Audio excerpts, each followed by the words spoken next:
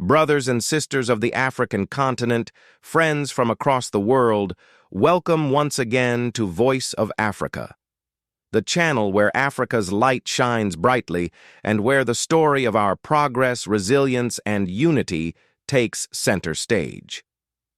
From Ouagadougou, Burkina Faso, important decisions have just been taken at the Council of Ministers. These announcements, chaired by President Ibrahim Traoré, touch on some of the most crucial aspects of governance: African unity, economic productivity, integrity in public service, and the protection of culture through justice. Today, we dive deep into what these decisions mean for Burkina Faso and the continent, and why they matter for Africa's future. Visa-free entry for Africans. Let us begin with perhaps the most powerful decision of the day: the institution of free visas for all African nationals traveling to Burkina Faso.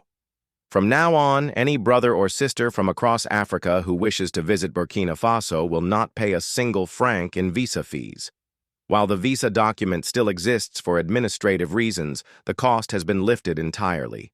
This is not just a gesture of hospitality, it is a bold political statement. It says, Africa is one family, and family should not pay to visit family. This decision reflects the Pan-Africanist vision of President Ibrahim Traoré, a vision that sees Africa not as 54 fragmented states, but as one continent with shared history, culture, and destiny. For too long, visa costs and travel restrictions have created unnecessary walls between Africans. Traders, students, artists, and ordinary families often face high barriers just to move within their own continent. By eliminating visa fees, Burkina Faso is setting a precedent. It is showing that African nations can lead by example in dismantling artificial barriers and encouraging free movement. Imagine the benefits: more cultural exchanges, stronger trade, easier collaboration in education, and a deepening of unity across borders. For a landlocked country like Burkina Faso, which depends heavily on regional trade, this decision also makes economic sense. It invites more visitors, more investors, and more exchanges. But more importantly, it sends a message of solidarity, a message that will echo far beyond its borders. Public holidays and the economy. The second major decision concerns productivity and the economy. Burkina Faso's government revealed that public servants currently work about 214 days out of the 365 days in a year, just 58.6% of the calendar. Why? Because of weekends, national holidays, and days of commemoration. While these moments are important for culture and national identity, they also come with a price. According to a study by the Ministry of Economy and Finance, this reduced work time could cost the state more than 67 billion CFA francs in 2025 alone. Think about it. 67 billion CFA is not a small amount. It represents schools that could be built, hospitals that could be expanded, roads that could be paved, and programs that could uplift the people. The new law aims to find a balance. It does not remove the right to rest or to celebrate. Instead, it adjusts the work calendar to ensure that productivity is protected while cultural and spiritual values remain respected. This is a crucial step because every nation must balance its traditions with its development goals. By recognizing the impact of holidays on productivity, Burkina Faso is choosing to be realistic, forward-looking, and responsible in its economic planning. Justice and cultural identity. The fourth major announcement comes from the Ministry of Justice. The Council of Ministers adopted decrees defining the official attire of the Constitutional Council, magistrates, and court registrars. But here is what makes it special. These robes will now be made from Burkinabe cotton fabric, not imported materials. At first glance, this might seem like a small detail, but in reality, it is a powerful statement of cultural pride and economic independence. The justice system is one of the pillars of any nation.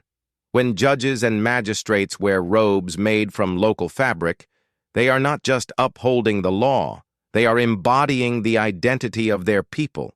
They are showing that justice is rooted in the culture and realities of Burkina Faso, not borrowed from elsewhere. This also supports the local textile industry.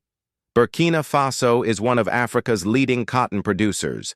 By using locally made fabric for official attire, the state is creating jobs, supporting farmers, and keeping wealth within the country. Minister Edaso Rodrigue Bayala explained it clearly.